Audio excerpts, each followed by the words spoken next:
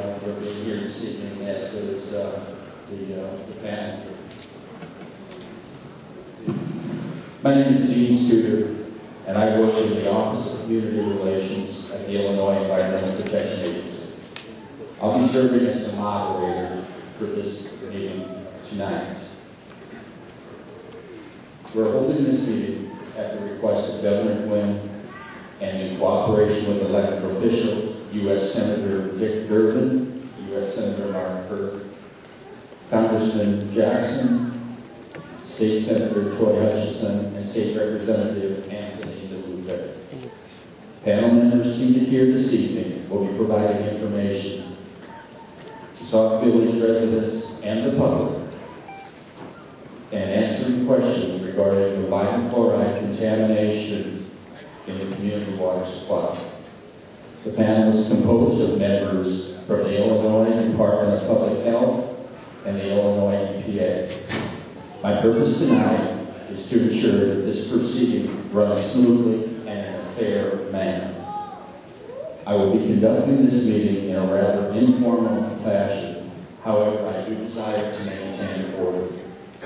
I'll start by introducing the first of two speakers this evening. After the two speakers, I will provide ground rules on how we'll be taking questions and concerns this evening. The first speaker will be Dr. Lamar Hasbrook, Director of the Illinois Department of Public Health. Dr. Hasbrook will be followed by Interim Director John Kim from the Illinois EPA. As the speakers are talking, I do ask that you give them your full attention, as they are likely to answer some of the questions that you may very well have.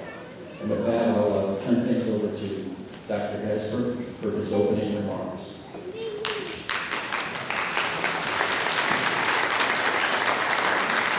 I also want to remind everyone that we will be taking questions at the very end of these, so if you have questions that come up, there will be an opportunity to do that after the two speakers have made their introductory remarks and the panel members have been introduced.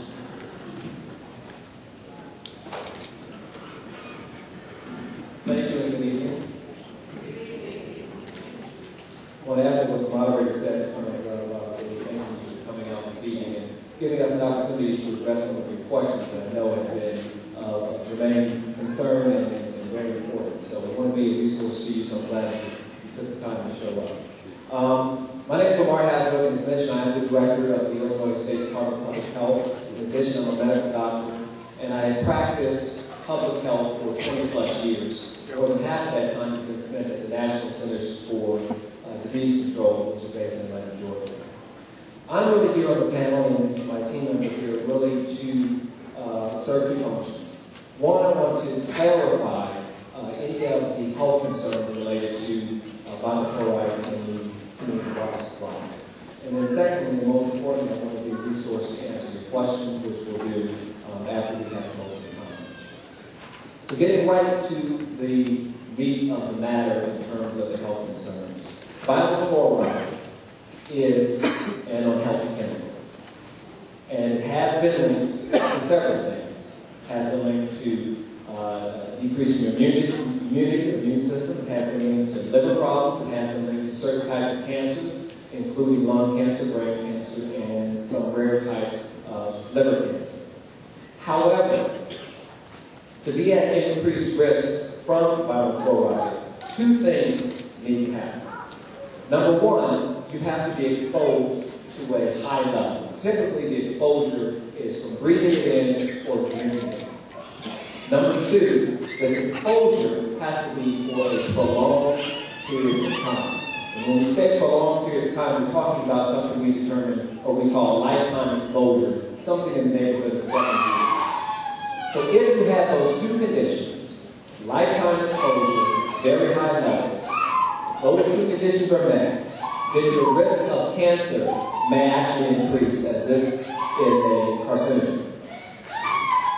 So the question is, if those two conditions are met, how much will your risk increase of cancer or for cancer? Will it increase 1%, 5%, 20%? The answer is 0.001% will be your increase in your risk for cancer. That's 1 in 10,000. So because vinyl chloride is a carcinogen, this really brings us to the discussion of protection standards related to vinyl chloride, and most importantly, protection standards as it relates to the vinyl chloride seeping into the drinking water. And this has been a source of confusion, so let me really take some time and walk you through this so I can clarify what we're talking about here in terms of protection standards from this exposure. Now, the U.S. EPA has set a safety standard, sometimes referred to as the maximum contamination level, for vinyl chloride in drinking water at something called 2 parts per billion. What does that mean? Parts per billion. Let me put it in context for you. Take your garden variety swimming pool, 50,000 gallons of water, and then take an eye droplet and put 1 drop of fluid in that swimming pool. Mix that up, go test that at any point during the day, and that's the concentration we're talking about when we say 2 parts per billion. Now, the state believes that even though the U.S. EPA has set a safety standard for a maximum contamination level of 2 parts per billion, the state believes that even this increased risk, which is 1 in 10,000 for cancer over long-term exposure, is unacceptable. So as a result, in 2010, the Illinois EPA set something else called a prevention standard, which is more stringent than the 2 parts per billion. It's actually set at 1 part per billion, or half the level established by the U.S. EPA. And this prevention standard really serves as an early warning standard to set into motion things that need to happen promptly once exceeded. Those 2 things are, number 1, to inform you, the residents, because you have the right to know. You have the right to know that it's creeped over the 1.1 parts per billion, or the prevention standard. You have the right to know that it's creeping towards that dangerous 2 parts per billion standard. So that one thing needs to happen immediately. The second thing that this prevention standard trips is immediate action to work with the village to correct the problem, to ensure that it doesn't hit that level of 2 parts per billion, and in fact to help lower it below the prevention standard of 1 part per billion. So to summarize from a health perspective, the bottom line is this. As you all know, your level is 1.68. Okay, and that level does not exceed the federal safety level of maximum contamination level of 2. It does not. And because it does not, there's not been any recommendations to restrict the water use for normal things, bathing, showering, cooking, that kind of thing. However, we believe that this level is unacceptable at the state level, and it does exceed our prevention level of 1 part per billion. And that's the reason for the flurry of activity, and that's the reason why we're here. To help correct the sources of contamination, to lower it, make sure it doesn't get to 2, and in fact to ensure that there's bottled drinking water available for those who choose that option as just an additional above and beyond precaution. So I'm going to be in the panel to address any health-related issues. I hope that I clarified some things. I'm going to turn it over to my colleague, Director Cameron. Thank you.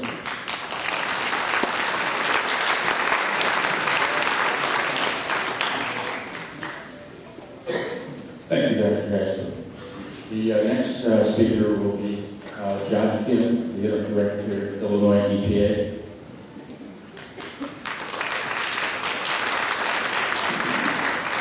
Thank you. And again, I'd like to repeat Dr. Hasbrook's thanks to all of you that came out to hear us out and to participate in tonight's meeting.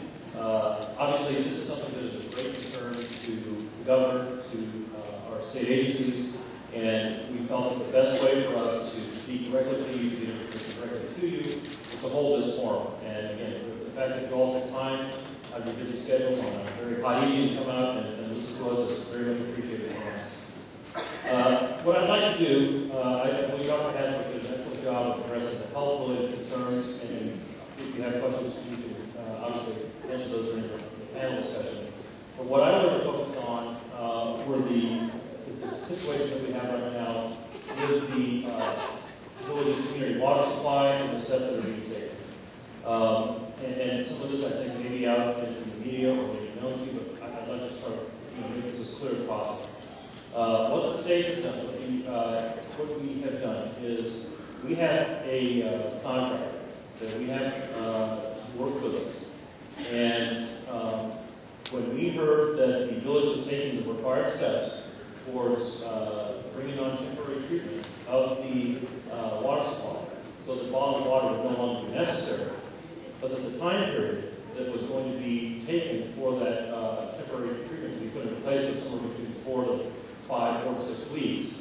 The determination was made at our end that we felt that was just unacceptable. That was too long a period of time. And so what we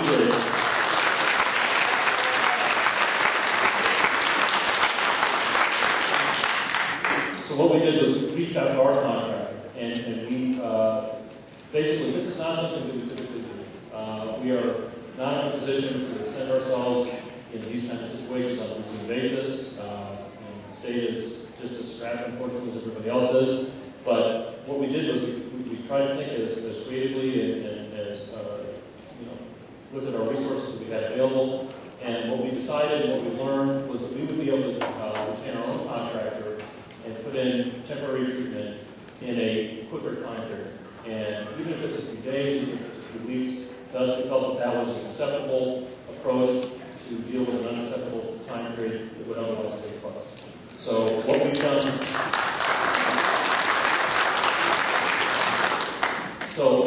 what the status of the situation is that our contractor has been working with the village, and I will say that we have been working very closely with village administrator Henry Turner, and we have had communications with the mayor, and they have been very cooperative in helping us get our people out and get our things put in place. To the extent that we can, our contractor will work closely with the village's contractor to make sure that the transition from our equipment to theirs will be as seamless as possible. But again, our emphasis and our focus is trying to get this taken care of as quickly as possible.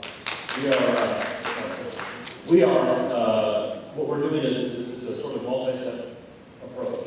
We need to make sure when we go out that the plumbing that we need is in place, that the electrical system is in place, we can bring our equipment out, we can install it, we have to go through a test period to make sure everything's working okay, and then we can put that system all online.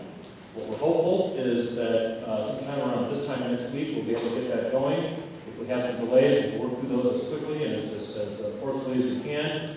But again, the whole goal that we have is to try and bring that kind of relief to you.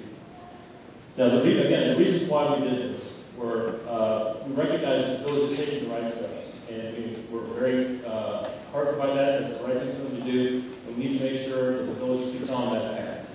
We're trying to be as working as close a fashion as we can, make sure that the work we do and the work they need to do is not going to be conflicting with one another. But we need to make sure that again, the main point here is we need to make sure that the treatment gets put into place right away and then it continues on. Just to step back a little bit, the reason we got here, and I know that there's been a great deal of confusion, and it's understandable because it's a little confusing, the notices and the information that was sent out. Let me just give you a very quick background on it. As Dr. Hasbrook noted, in Illinois, we have our own separate standard set aside from the federal standard. The federal US EPA sets out what they call a maximum contaminant level, or MCL, of different contaminants. Vinyl chloride is an NCL of 2 parts per million. I don't know if you recall, but a few years ago we had a problem in Crestwood, not too far from here, where it was learned in our minds too late, after the fact, that the water that was being consumed, the water that was being made available, was not acceptable, was not meeting limits. So what was decided was we needed a means by which we could step in and have steps and action taken before you got to that level. The best analogy I can make is, I don't know if you get them up here too often, it's good for you, but in central Illinois we have tornadoes. So we have different kinds of alerts that are sent out. There's a tornado watch, tornado warning. Tornado watch means conditions are ripe for a tornado. It means you should be very careful, you should consider taking shelter, you need to be on the watch. Tornado warning means we've seen a tornado. It's nearby, you've got to take cover immediately. What we have here by rough analogy is this road prevention standard, which is set at 50% of whatever the NCL is for any contaminant, means this is our water. This is where we say we're getting close to this federal limit. We don't want to exceed that federal limit. We don't want to get to that federal limit. We want to have a means by which steps are taken right away so we never get there. And what the law says is that once you get above 50% of that MCL, so here 2 parts per million, 50% would be 1 part per million. The reading that we had that was confirmed by us in July was that it was 1.67. So what we have is we don't have a violation of that federal limit, but from the state's perspective, we have an unacceptable number, and steps need to be taken right away. The notices that were sent out are part of the response. The notices are intended to let you all know there is a problem, there is a situation, you need to be aware of it. The requirement that bottled water be made available is not a legal requirement, but that's something that the Attorney General's office and the Illinois EPA decided would be in the best interest of everybody who is a user of the water supply, and so that's where that requirement came from. But again, the whole point is to make sure steps are taken right away so you never get to that MCL, you never get to that violation. We've had our yellow light, we've had our work go off, so we want to make sure steps are taken so it gets dropped back down. So going forward, what we're going to have is we will continue our work. We will get our equipment in place. We will get our equipment running.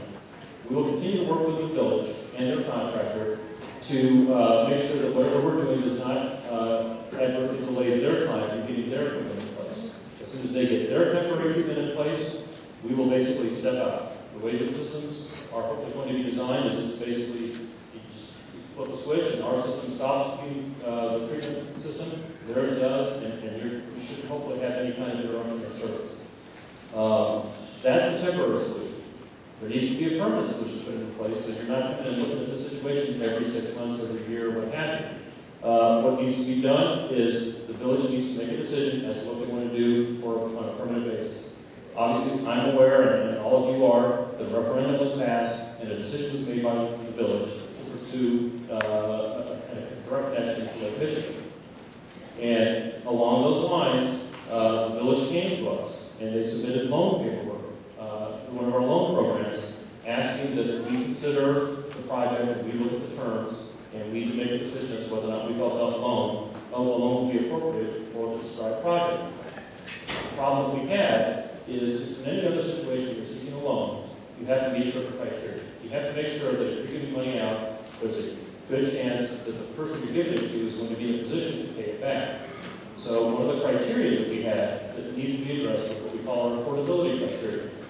And that's something where you take a look at how much money is being asked to be borrowed, what's the ability of the person who's seeking the money to pay it back, what's the current, what are the current water rates, what are the projected water rates.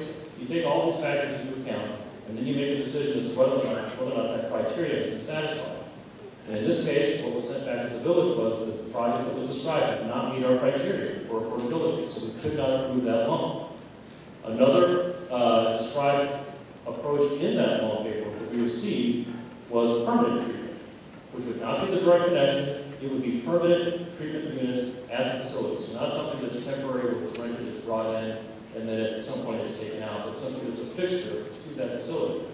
That was not, it was described in the paperwork as not being the preferred approach. It was not the subject of the loan, so we were not approving or disapproving that approach. However, the numbers that were presented by the village's consultant for that approach, the time period associated with that approach, was such that we informed the village in our response back that was something that we would be willing to discuss, and we thought that would be a very fruitful conversation that we would have.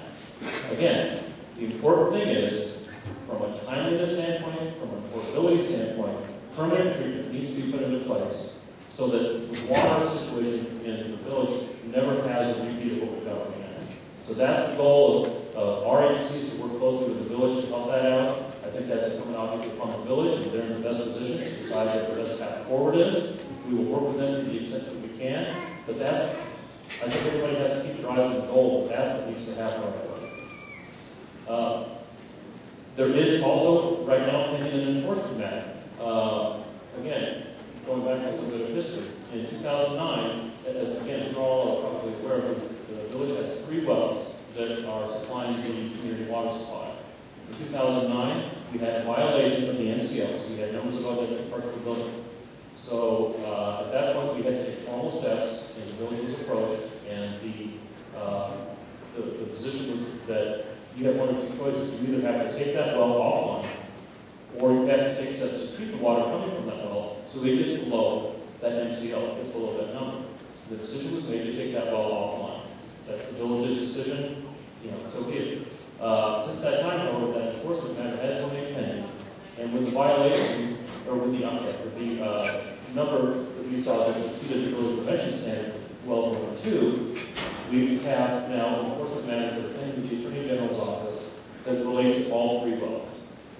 So the discussions that have taken place between the Attorney General's office, our agency, and the village's attorneys have all been addressing, again, what's the best step forward, what do we need to do, what is going to be reduced to a legally binding, enforceable document that would likely be signed off by a court. That's, again, going to make sure that there are some concrete steps that have to be taken to make sure that the village's needs are going to be addressed.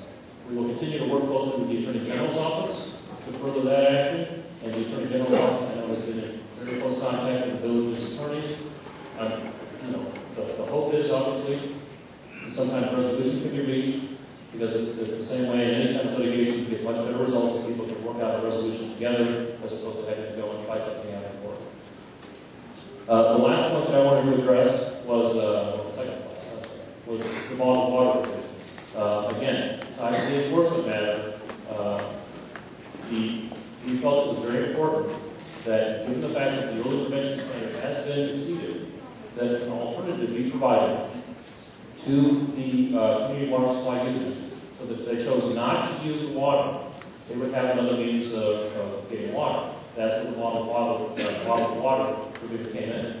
There's an order that addresses what the village is required to do, and I'm certain that will continue on, and that the village will continue to live up to its obligations there. Along those lines, we've been very fortunate to have the assistance of a number of different outside entities that are aware of the situation, that have wanted to step in and try and help out. Coca-Cola, Illinois American Water Company, and the county are all taking steps to try and assist in the situation and to do what they can to try and relieve some of the financial pressure on the village, and also to try and ultimately help out the people who are in the village who are using that water system. The last thing that I wanted to address was another step that we have going forward, which is what's the source of the contamination? What's the source of monochloride that we're seeing in the wells? We have a group of people within our office, and their job is to look into matters like this, find out what the source of the contamination is, where it came from, if there are responsible people that led to the contamination or led to the situations that resulted in the contamination. We'll review our legal options. We'll take steps against them if that's appropriate. That process is underway. We've had people come out to do some site work. We will have that. This is not, with something like this, it's a process that's going to take time. Because the contaminant that we're talking about typically doesn't come up overnight. It's usually the byproduct of some kind of processing or some kind of chemical that maybe over time has degraded. Sometimes it's over decades. So it's going to take us a little while to figure out as best we can what the source of the monochloride is. But we are actively working towards that. We want to make sure that we find that if we can, and to the extent that we can take steps to reduce that. If there is any remaining contamination, we'll take those steps as well. That's my presentation. That's all I had. Again, as Dean Studer said, I think we'll be taking the questions. So thank you.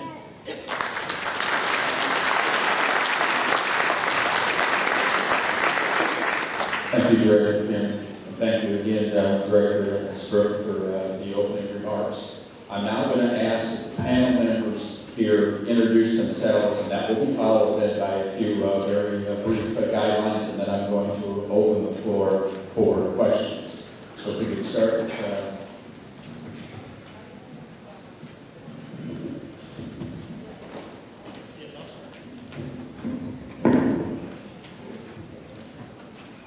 my name is Ken McCann. I'm with the Division of Environmental Health within the State Health Department.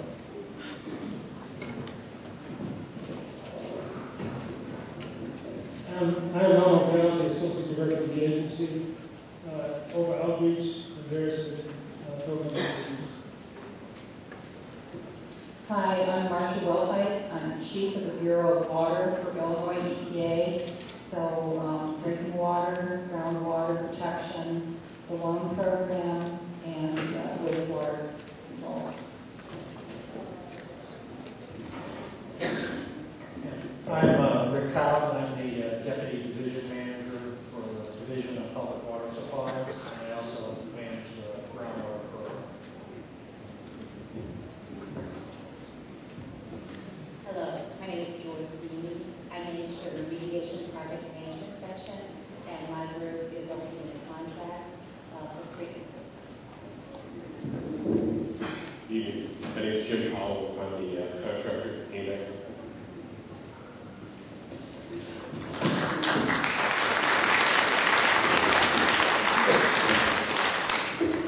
Thank you, panel.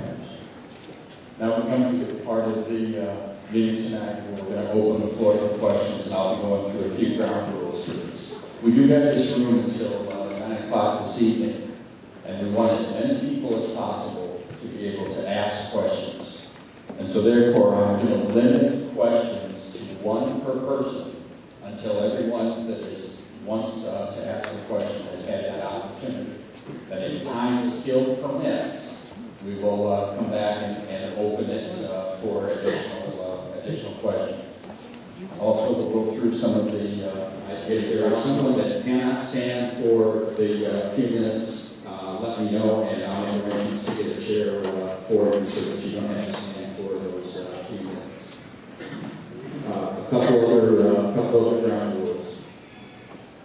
Please listen carefully as the questioner asks.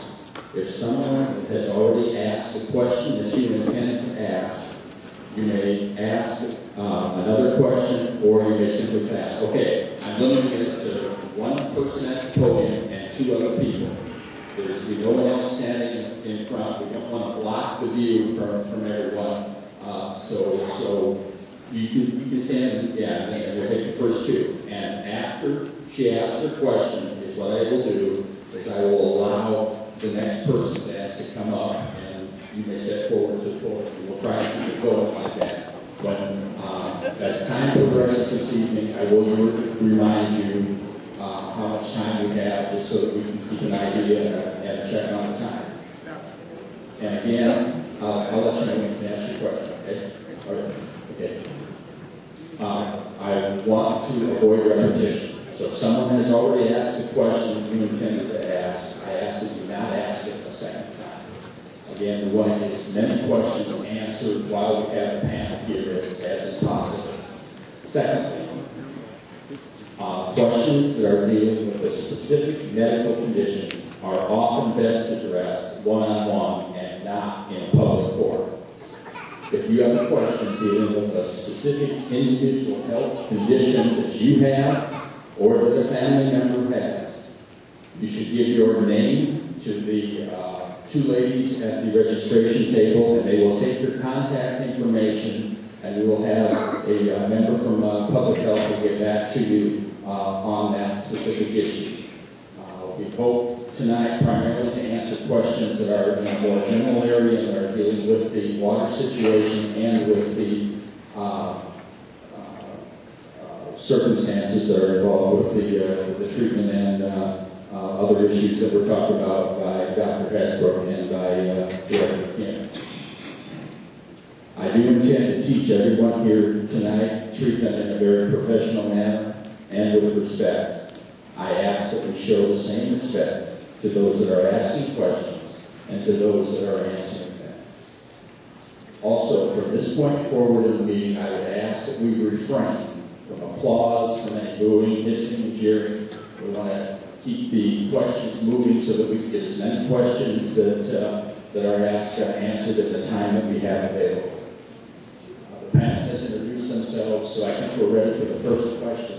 Ma'am, if you step forward to the mic, and if you can speak in a loud enough voice, thank you. Yeah, whoops. If you speak into the mic, we want to make sure that everyone in the auditorium hears the question as well as. Good evening. I live in Deer Creek Estates, And it seems that the water there is worse than the other parts of Sauk Village. I have really experienced that. The foul odor is there all the time. I've been here 7 years. And it really smells. So it hasn't just started where we live in Deerfield Estates. It's pretty bad. Question. When can we get Lake Michigan water? Is that a long ways off? We voted for it? Is it out of the question now? Is such a long way off or what? Well, that's Dr. Director King, did you want to address that? Thank you. The best estimate that I can give you in terms of the timeline associated with trying to get Lake Michigan water through a direct connection is based on the information that was provided to us by the village's consultant. And again, the timeline that was included in that information that was presented to us was between 3 to 5 years.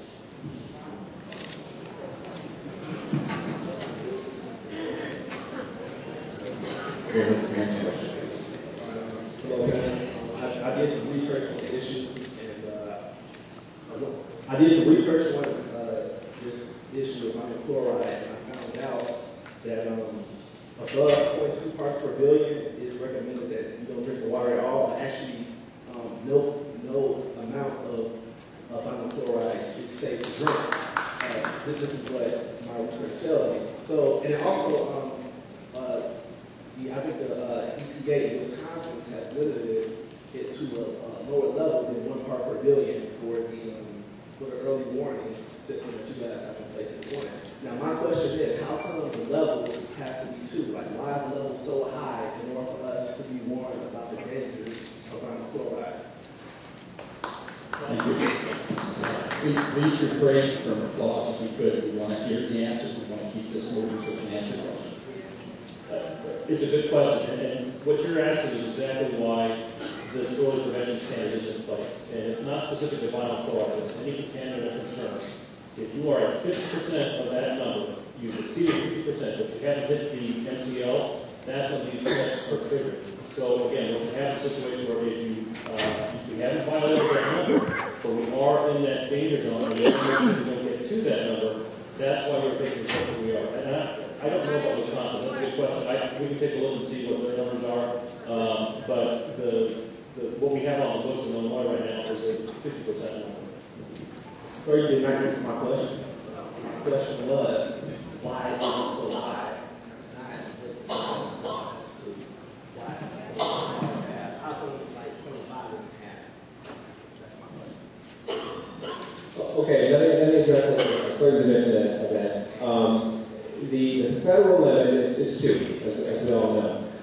Each individual state can be more stringent than that, and we've chosen to go to 1. Some states, as you mentioned, are 0.5, and other states may be even lower. But to get to the first part of the question about 0 is actually the goal. That's what we call the maximum contamination level goal. So we would like to have no water. We like to have the water crystal clear with no contaminant, with no vinyl chloride in it. However, given what the science says about the risk, and the risk over 2 parts per billion is 1 in 10,000. Given that, and given on the other side of the equation, all the extraordinary measures and expense that it would take to make that water crystal clear, the federal government has established 2 as a threshold. And for any contaminant, there's a threshold. This threshold happens to be 2. And I illustrated the 1 drop in a swimming pool. That's how sensitive the measure is. And the state of Illinois just simply thinks that that's unacceptable in terms of a prevention level. So we're even more stringent here.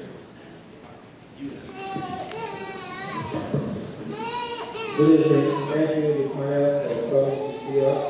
My name is Jimo Kakrali. I've been the resident of Sauk Village since 1995. I am a member of the school district board.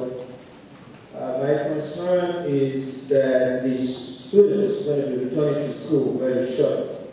I do not see anything in the plan that is going to help the school district when the kids return to school, because we as well need help like we do today. I don't know exactly when school starts and when the kids begin to come back. August 23rd. August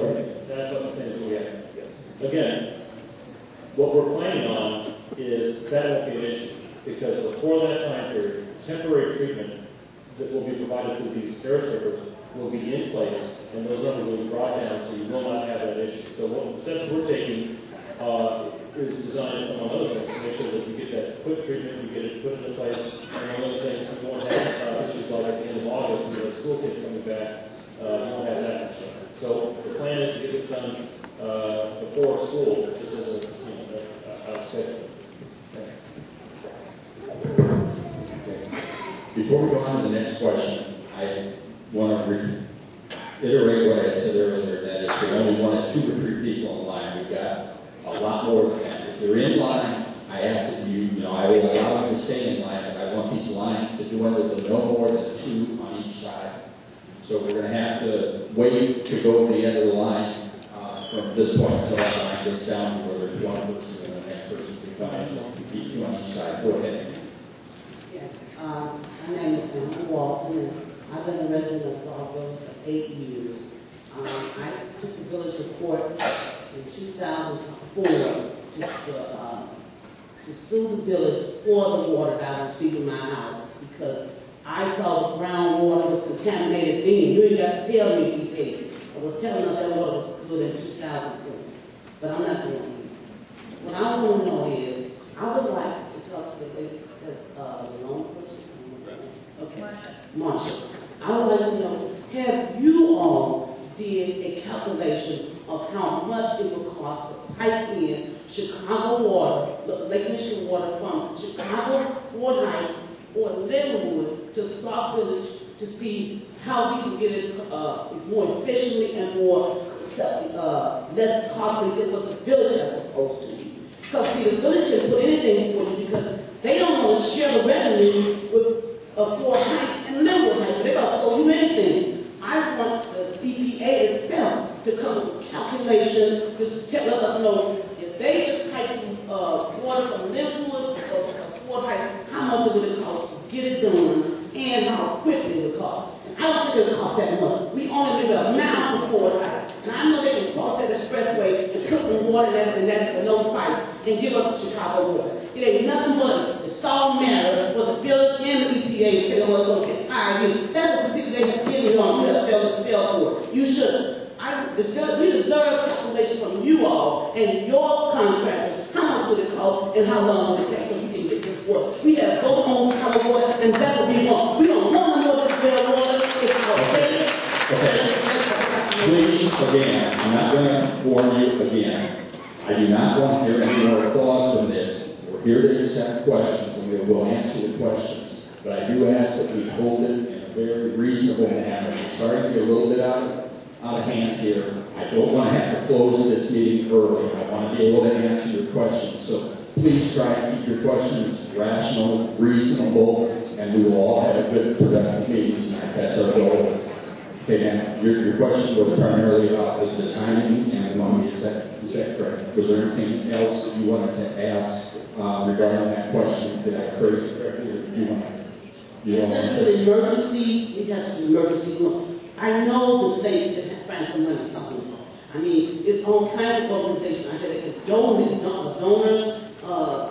these philanthropists would do this for us. You all, I think, you just search for more money to save them that. But we should, this is an emergency here. And I think we all need to treat it as an emergency. And not just think, well, they don't have the money, so we're not going to do this, Hey, we can raise tax. I don't care. I need some better water for my children. I want to take a bath at night and I sit up with a urine infection. I want to wash my hair while my hair falling out. I really do.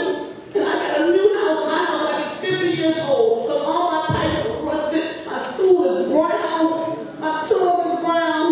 And I took a shower and my water just filled it. It don't take all the dirt off. That's what I'm talking about. I pay for this water. I should get that.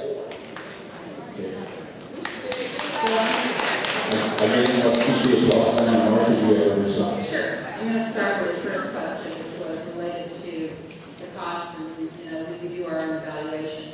And basically, the way we approach it is we do get information from the village, and we look for whoever is applying to us for a loan. And we have a loan program for communities that have issues with their drinking water or with their sewage. And And we look at, you know, how they went about making their estimations and what kind of infrastructure, pipes and storage and all this kind of stuff that they say needs to happen. Our engineers look at that and they say, does this make sense based on projects that we have seen that do the same sort of thing? And based on what we know about costs, and we make a judgment as to whether this makes sense to us. If it doesn't make sense to us, we ask for more information. We've asked for some more information in a couple of cases on this particular project. But bottom line, we do make our own judgment based on, you know, what the project and the need is to you know, to connect to Lake Michigan Water, for example. And the cost estimates made sense to us based on our experience. The challenge with accessing the Lake Michigan water is that it's not simply a matter of just putting a pipe to the nearest community that already has an allocation. Sauk Village needs to get their own allocation of Lake Michigan water, get permission from the Department of Natural Resources to do that. And in order to show that they can get that allocation, or they should get that allocation, the drinking water supply system needs to be in a position not to waste water, be able to have enough storage so that when that Lake Michigan water comes in, it's going to have enough pressure going the line, a lot of kind of technical details like that. And that can be a very substantial cost in and of itself, just to make sure that all the leaks in the system get plugged, that you've got sufficient storage so that there's enough water at the right pressure so that it can be provided safely.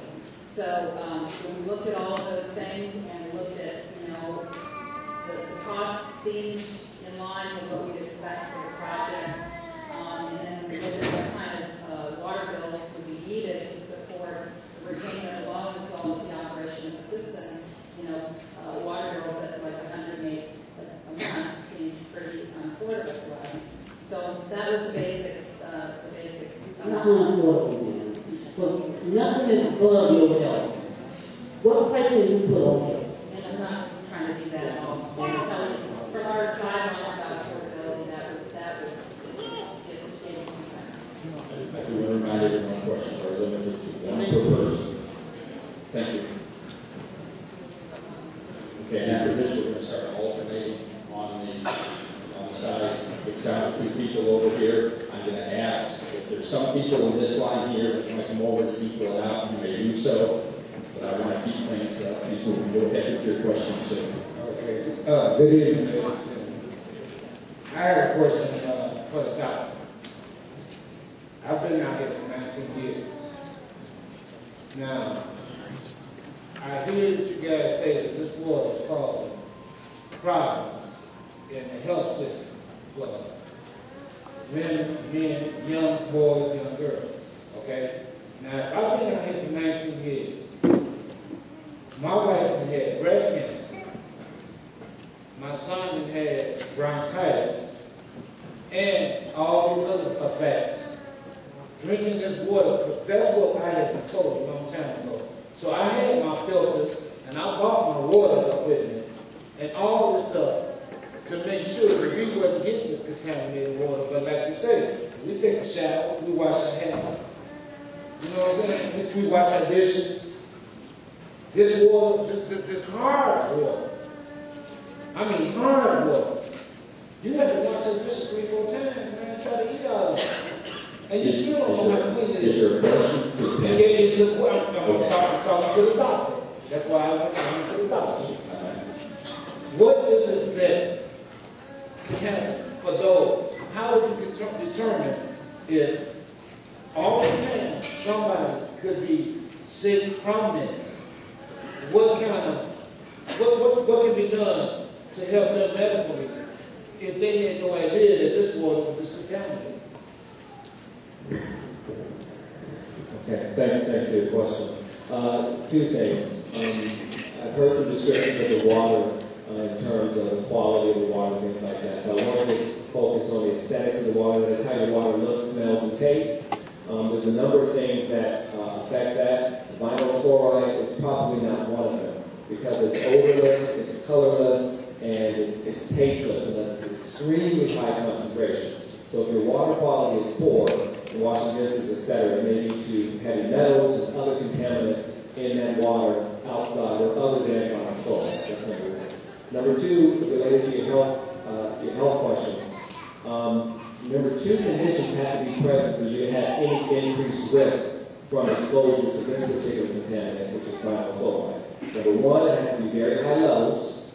Number two, it has to be for a very long time, which we define as a lifetime of 70 years. So you're given a scenario of 19 years, it's not 70 years, and also we know the levels are well below 2. So you don't have the extreme, you don't have the two conditions met to associate any health conditions with vinyl chloride. And thirdly, you're mentioning bronchitis, breast cancer. What we know about the science about vinyl chloride as a carcinogen or cancer-causing agent is that it is associated with a few conditions. One is liver problems, a very rare liver cancer, some other cancers including lung and brain, and then your immune system. So your portfolio wouldn't align with that as well.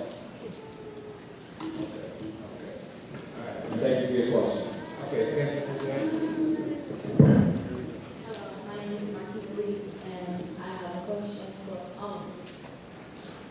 If it was you that had to smell this water and you can't put this water in this society, you have to feed your kids with this water and you're going to afford to buy this water, what would you do? They only giving us 3 bottles. I got to wash people up with a towel and a bottle of water. I got to wash the food off with a bottle of water and we got to drink a bottle of water. Why isn't this declared a state of emergency? Period. If it was your water, it would be a state of emergency.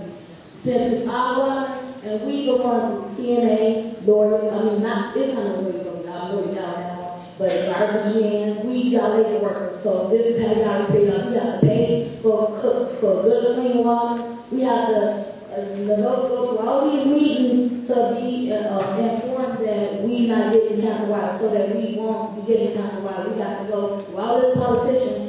I haven't heard anything. When I moved here in April 2009, I didn't get a letter saying that one of those wasn't shut down. I didn't hear anything bad about this town, but it was going to help your kids and have better schools out there. I only heard the positive, but now I'm feeding my kids for 3 years. I'm bathing in it for 3 years. My baby eczema has flared across the whole line. My baby has to go to school looking different from all other kids. You know, so if it was you, why would you declare your drinking water a state of emergency and why y'all not declaring our drinking water a state of emergency? Because this is a state of emergency. There's over 10,000 people here. We all have to drink this water. We all have to bathe in this water. So a couple of us don't get cancer. A couple of us, just a few from 10,000, just a few, right? We just think a few of us can get cancer and everybody else won't get it, right? Okay.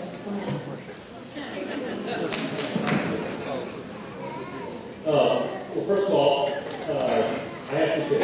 And if I was in the situation that you're in, here's what I would do. If it was up to me, if I was living in the village right now, I would take the village up on the offer, take the bottle of water, and that's what I would use. The other thing that I would hope would happen is what we are trying to do at our end, which is that the treatment takes place as soon as possible so that the numbers on that chloride, which is the contaminant that we're concerned about, which is why we're here today, get brought down right away. That's the step that we're taking. We're trying to get that done as quickly as we can. Can you please speak to the mic so those in the The steps audience? that you are taking are being far too long. This was 2009. This was 3 years ago. They shut a whole well down because of exposure. Then they were supposed to be trying to find out what was giving this exposure. Now people have been drinking it for years and don't even know it. Not even knowing that we're being sick.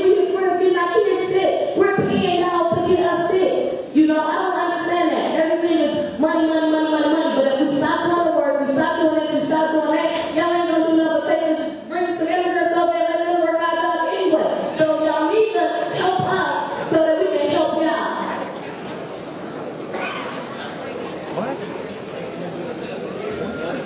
Rick, you want to answer the question?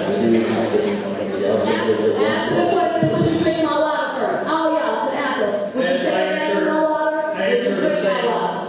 Okay, let me respond. I do ask that we not engage in dialogue with the panel members. Again, I want to say that we... That's okay. Let him respond. But if I was living in Sauk Village, I would take advantage of the bottled water and drink that until the treatment is in, and hopefully that treatment will be in. What about the treatment? What about that? What about Okay, I've asked in the beginning that those asking questions and those answering questions be given the same respect. I don't want to have to adjourn this meeting early, but we're starting to get a little bit out of order. We need to be mindful of other people that are waiting in line as well. Ma'am, if you go ahead with your question.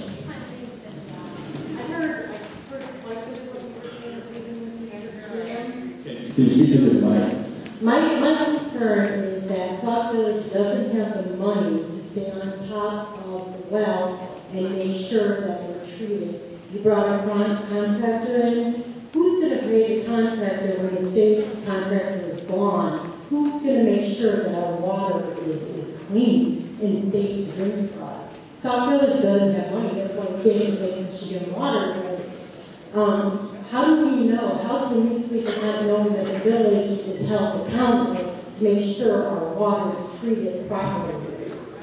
Well, it's a good question. And it's the responsibility of the village, the way it is with any other community water supply in the state, to make sure that they are responsible for the steps that they take and the water that they produce to their customers, that it meets all applicable requirements. In this case, the question has been repeated several times: what's the financial ability of the village to sustain and to explore certain options? What we've seen presented to us, as Ms. Wilhite described, was not something that we felt met affordability criteria and was not something that we felt we could sign off on. There are other options that the village can and should explore. We would be very interested in discussing those more affordable options that are also have the benefit of being more timely. But in terms of what happens when we're done, my understanding is the village has a contract with a general consultant. And again, as I mentioned before, what we're trying to do is we're trying to fill in the gap between the time period that the village's contract will have their temporary treatment in place. We felt that the time period that was described and we heard about was too long. We wanted to fill in that gap as best we could. But the village, my understanding is, has an agreement and has some kind of understanding with their contractor that steps will be taken. So it's our position that those steps have to be taken. They're obligated to take those steps. And through the course of our normal oversight, along with the fact that there is an enforcement action pending, we'll use every step that we can to make sure that obligation is fulfilled. In that time, will our water be tested once a week? We are, my own staff are going out there testing it every week, so yes. Okay, thank you. My name is Brenda Reed, and I was one of those that was going door to door last year implementing the water program for the Lake Michigan water. And my question is medical. I have this type of water coming out my faucets now. And I need to talk about some of the mild side effects from this because not only I want to know when my headache's going to stop. I've had a reaction in my mouth from this water. I rinsed my meat in this water. I didn't have a card to get water. I'm disabled, I'm by myself. So you have to use some of your water, especially if you pay $80 a month. I would like to use my water. So what I did was took pictures of my mouth. Can we talk about that? Has there ever been any known facts of someone developing a bacteria from digesting this water? Because if so, I brought my cell phone and I do have pictures of that. And I have been to doctors, so I know I'm not the only one here that's having this problem. Okay, well, what I can tell you is what we know about vinyl chloride as a health risk and as a carcinogen. Now you're showing some water that doesn't look good, but there's a whole bunch of things in that water I would suspect, and which means there are a number of things in that water that could be related or could not be related to the medical condition that you're describing. What I can tell you is based on the body of science that we reviewed in terms of vinyl chloride, one contaminant, okay, not everything in that water, that there's not been any association with what you're describing with vinyl chloride. Vinyl chloride is actually rather hard to absorb through the skin. When we talk about the science of vinyl chloride, the reason why we know there's a health risk is because there's been human exposure in terms of the workplace. Folks who work in factories that have to do with manufacturing plastics and things. That experience, plus animals that have been exposed to it, and then a whole bunch of calculations and extrapolations, which brings us to the 1 in 10,000 over lifetime exposure over 2. So what you're describing, I'm not aware of any association with it. But then again, there may be other things in the water. Right. Okay, thank you. I do know the water quality of Sauk, and from the water quality I know about, there is naturally occurring iron in the aquifer, and that's where brown color comes. It does have a taste and odor, however, it's really, as I spoke to the doctor, there's really not any known health effects with that. Like I said, it's more of an aesthetic.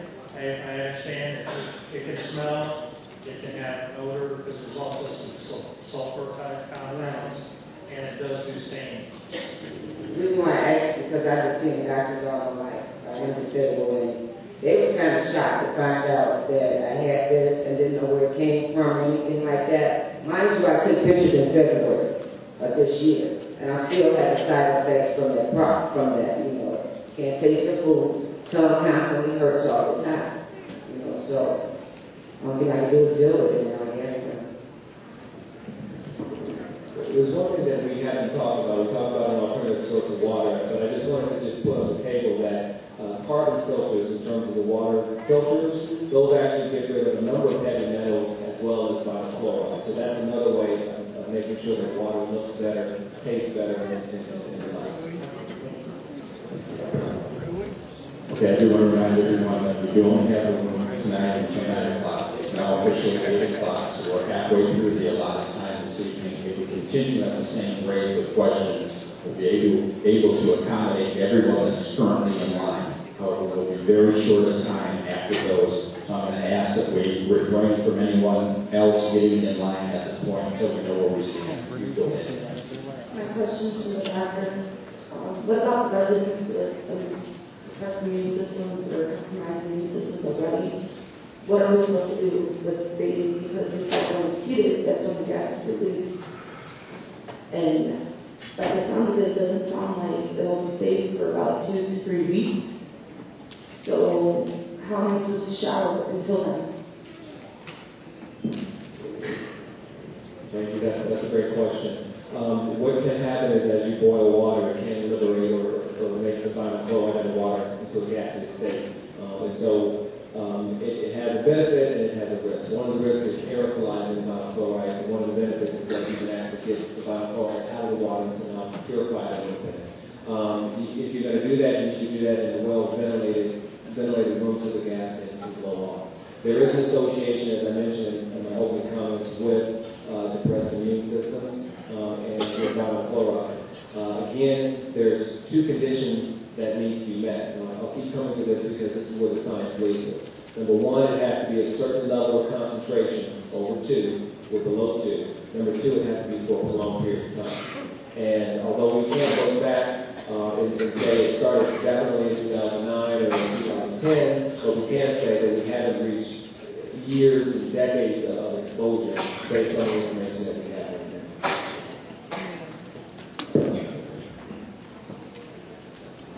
I come in peace.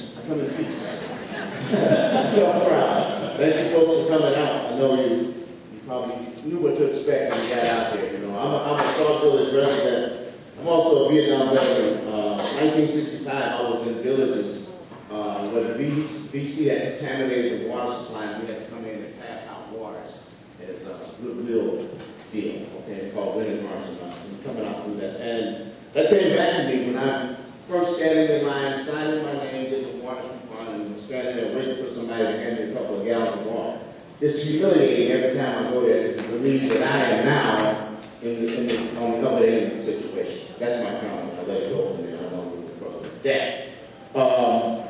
The thing is with me is it's some credibility issues are involved, and not only with the water, some credibility issues are involved because this problem didn't just start up, and we'll get to my question real quick. This problem just didn't start. It was been there for quite a while with this water. Something happened, and you folks got involved somehow, and you were notified, okay, we got a problem.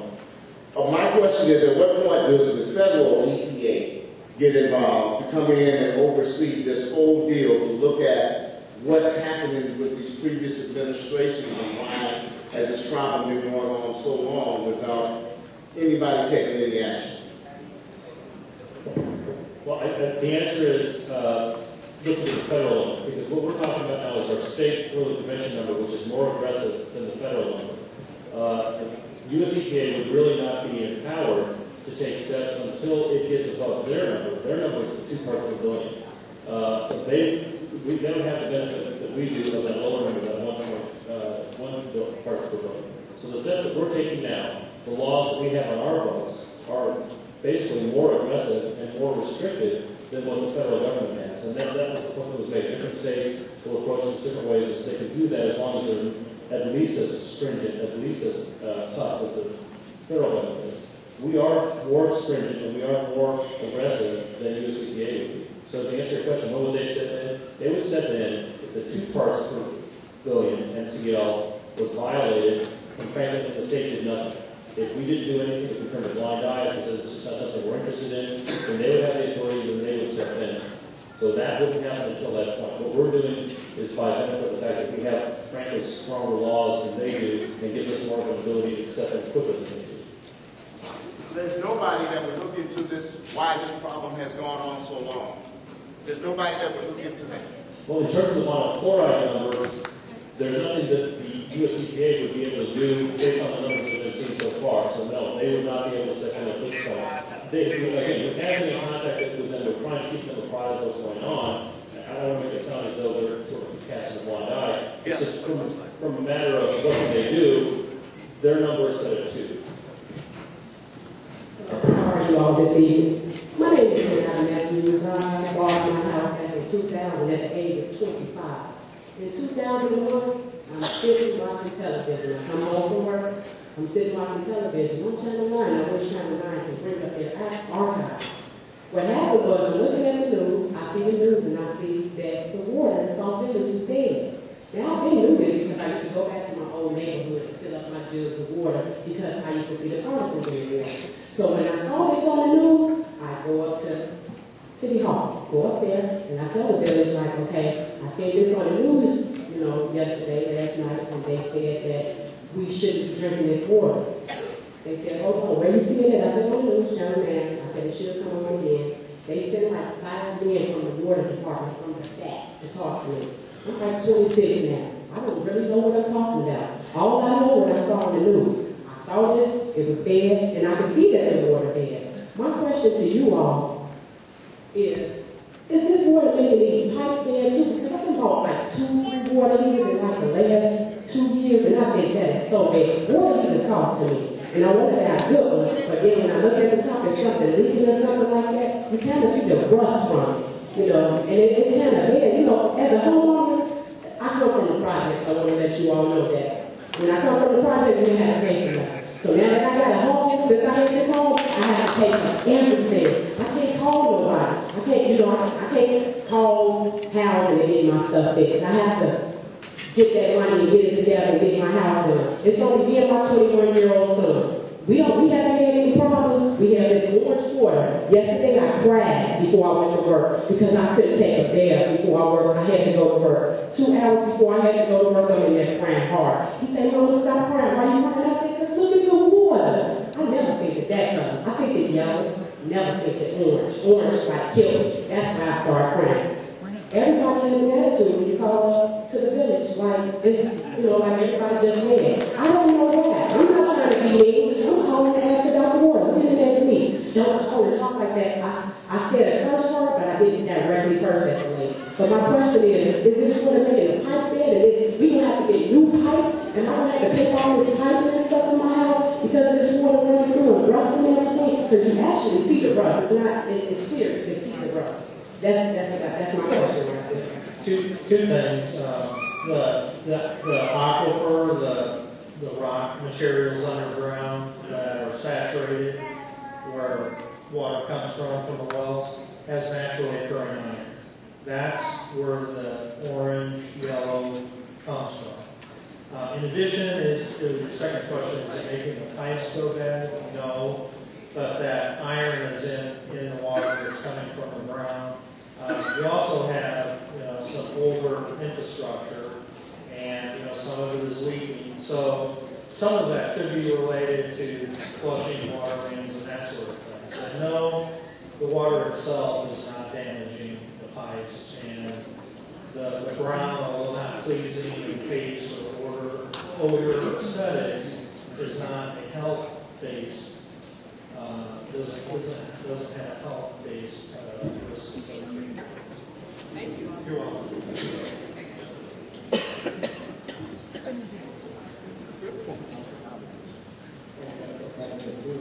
Anyway, hello, my name is Gwendolyn Hopkins. The first thing I want to say is this. As far as the Illinois EPA goes, I'm sorry. As far as the Illinois EPA goes, I'm very disappointed because it seems that members of the Illinois EPA were aware that there was a problem with Sauk Village water and did nothing. You have them, well, basically you have them to close where which is fine. That's fine. But as far as letting us know about it, that actually was Ms. Bernice Houston. If she hadn't spearheaded this campaign for water and so on and so forth, I believe we would have been allowed to continue to drink this water, which you all know in your educated manner. You're basically telling us that it's poisonous. Now, you might be poisonous to 1 in 10,000. Do you want to be that one? Do you want your mother, father, or your child to be that one? I don't. So if anyone explain to me what had to happen before you reacted, and why did you react so late? Well, thank you for the question. I would say that there are two parts to the answer. First is, as an agency, as the government, one of the key things about government is you don't want government doing things that they don't have the authority to do. And as an agency, we have to be very mindful of the fact that we can't do things that we are not authorized to do. Because I think there's a greater concern on people, on the part of the private citizenry, that you don't want the government coming out there taking steps and doing things that they have no authority to do. What we therefore have to do is we have to look to see what our authorization is that's been given to us. And this is what I'm going to do. So the first thing we did, the first step that we took, was we take a look at these numbers that are out there. We take a look at this MCL, the 2 parts of the building. When that was exceeded back in 2009, that was the trigger for us being able to take steps. So what we did was we approached the village in a formal way with the Attorney General's office. We indicated you have 2 choices. Take that well out of system, out of use, or immediately begin steps to bring that number down. The option that was taken by the village was that they would take the well out of service. Since that time, we have continued to do 2 things. One, monitor those numbers, because now we know that there's at least a concern in one of those wells, so we want to keep track of the numbers for the other 2 wells. And then 2, we have continued through the Attorney General's office to work with and have a dialogue with the village, trying to press the issue to say, you need to take steps to deal with what the water quality is. I believe that's why the village, through a lot of discussion and so forth, reached the referendum that they did earlier this year. I think that's a reflection of the fact that they understood that they needed to take steps to bring that water problem under control. But the next trigger that allowed us to take steps was this exceeding the 50%, this 1 parts per billion. If it's below that 1 parts per billion, we don't have authority to require anything. But what we were doing was we were tracking that, steadily tracking that. And we know what the numbers have been since 2009. We know what those numbers have been. They've always been below 1 part per billion. But as soon as it got above 1 part per billion, that's when, again, that's the second trigger. That allowed us to take steps that resulted in us informing the village, you need to reach out to your users, you need to send a notice, you need to let them know what's going on. And that's also the trigger that allowed us to take the steps we're doing right now, which is to take our resources, apply them to the village's situation, and put the temporary treatment units out there. So we have to wait until we're authorized to do something, but as soon as those happen, we did take those steps. John, one other thing too, and I didn't get to answer the previous lady's question. We actually did do a notification to all the users in Sauk Village about the levels in 2009. We had asked the village to help us with that. We ended up doing it ourselves and providing that, sending that to every resident in 2009. Now, that was before the law that required that notification. That law was actually passed at the end of that year. So we did, even though we didn't have a prevention law, we thought it was important enough after the Crestwood situation to let you all in 2009 know that there was an issue. Glad you said this one question. Because again, I have to say that you all act as though it was you and the village that initiated this, but it was not. Again, I would say it was Bernice Houston. If she had continued to bother the village and inform the residents, I believe that we still would be in a position that would be now, but probably worse, because I think we would still be online. Okay. Dan, please keep the applause down. Go ahead with the question. My name is Dan Clark. I understand that we have 3 wells, one of which was closed in 2010 because of contamination. I believe the number of that well was 3 point something. In any case, yes. Okay, the other 2 wells we've been getting water from. My concern is, are those 3, well, 1, 2, and 3, anywhere in the line of water that well 3 could, even though it was closed, that the water containing the BC could have reached down into well 1 and 2. And I was to understand also that the village was supposed to, after 2009, close down 3, but get it back to working condition for emergency purposes, which they did not do. Now, when you start the two wells, 2 stripping machines, why are we not doing all 3? Is well 3 going to stay offline and be closed up and never ever used again? I want to make sure I understand your question. I think your first question was, is there a possibility that whatever circumstances led the well number 3 being contaminated and having the high levels that it did, is it possible that those conditions could be affecting wells 1 and 2? And then the other question was, is there a possibility that well 3 are going to be brought back online? Well, as to your first question, obviously the presence of vinyl chloride in all 3 wells, although wells 1 and 2 were in a lower number, certainly indicates that there is a problem out there. And what we're doing right now, as indicated before, is trying to find out what the sources of that problem are. It could very well be that there is a sort of a common source that's contributing to both. It might be something different. That's what we're in the process of trying to find out, and that's what we're going to work towards. Your second question, will well number 3 ever be brought back online?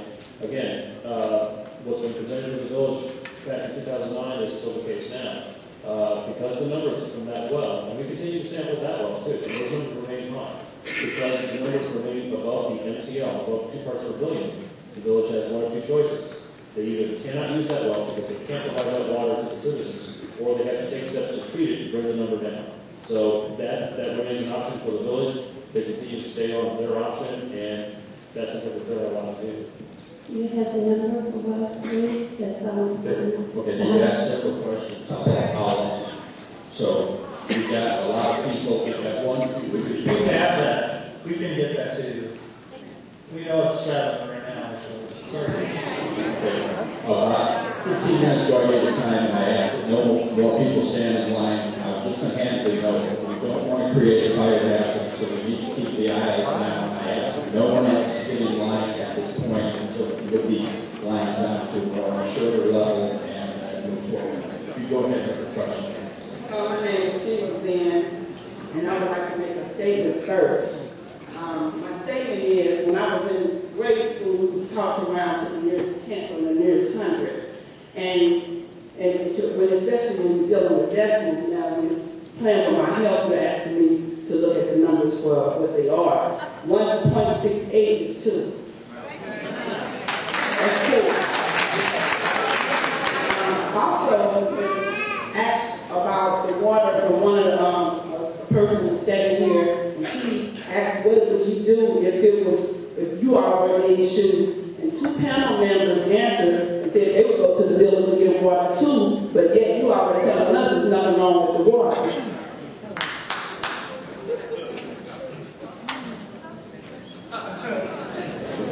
Yeah, are you asking? I'm not asking, I'm making statements.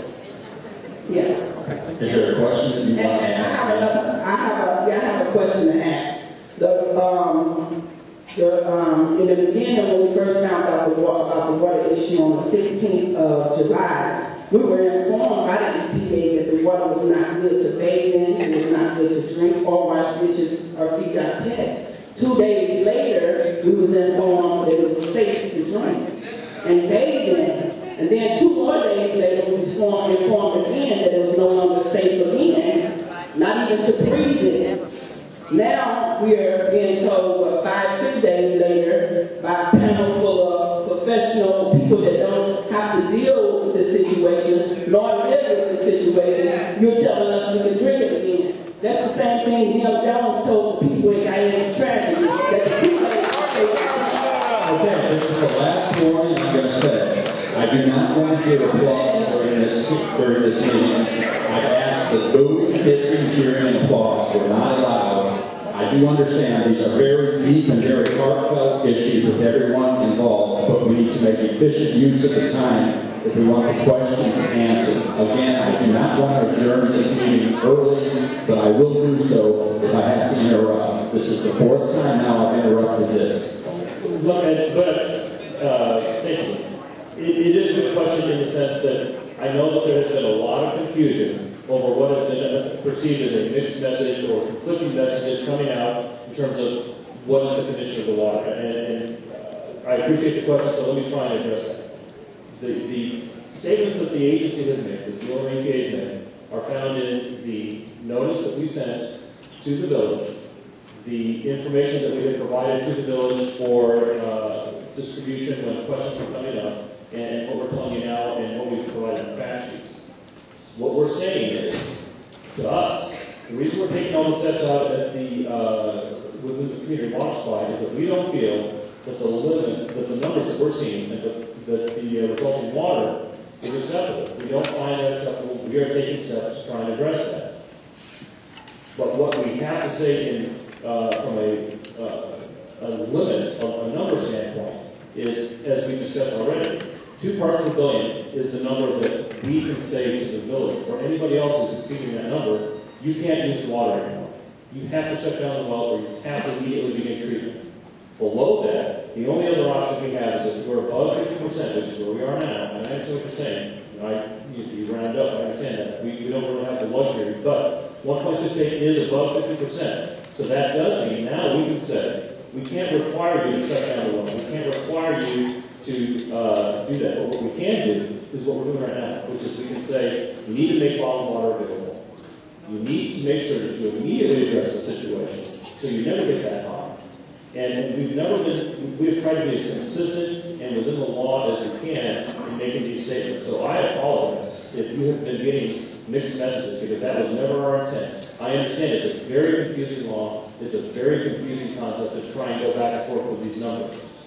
But the end result is what we're trying to do is be aggressive, head off the problem before it gets to the point where there's no question, where it's clearly not acceptable under any interpretation to use the water. We want to make sure that never happens.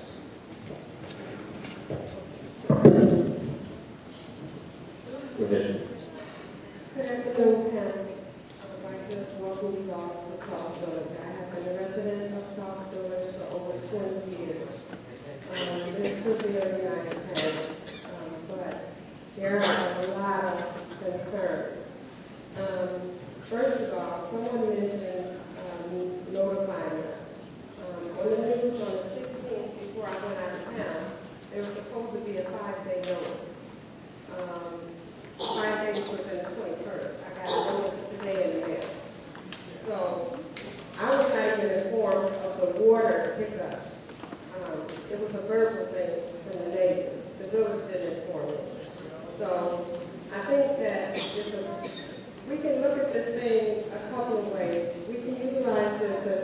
opportunity to keep not only this village, any other village from going through something similar. One of my major concerns was this. When I purchased the property 20 years ago, I talked about the village, learned about the village, learned about the land the houses were built on.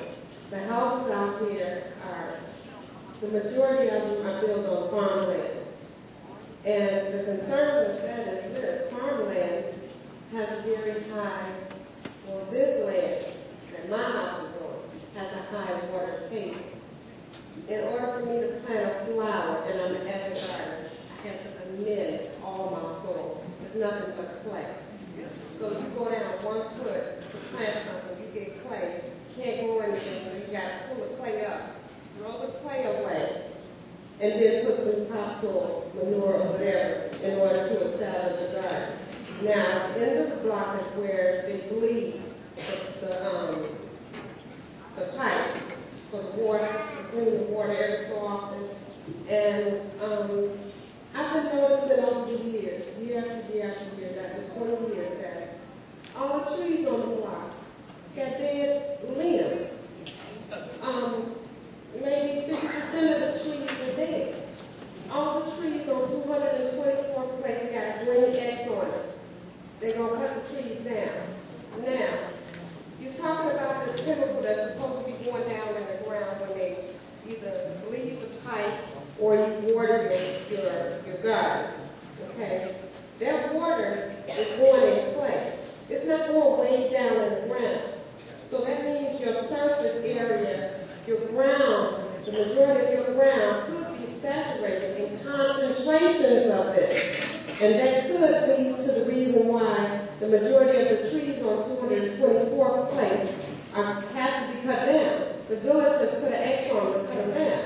Now, if that's the case, we could have a larger problem. Not only is it in our house, but it's in the ground.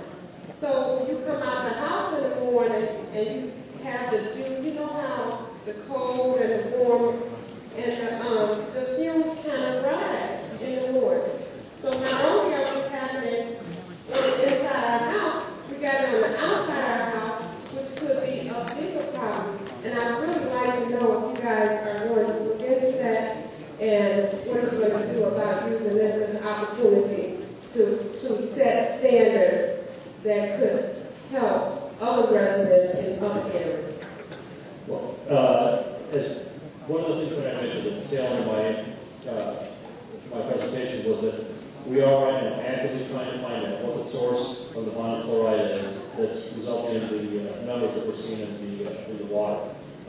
Part of that investigation is going to involve a historic review of what's out, what's in the village, what kind of industries taking place, what kind of businesses, what kind of alleged bad acts are taking place. So we'll take a look at all of it. And what we do is, as we start to gather more information and as we start to get a better handle on what's out there, we'll take necessary next step. If a necessary next step is we have to take some samples to see if we can determine exactly where contamination lies, we'll take the samples. We'll do what we have to do to try and pinpoint and identify not only where the contamination is, but what the extent is and what the levels are. And if it is something that is above an acceptable level, then we'll have to take steps to try and address it. And we'll do what we can within our authority to make sure that the proper parties who are responsible for that are brought to bear.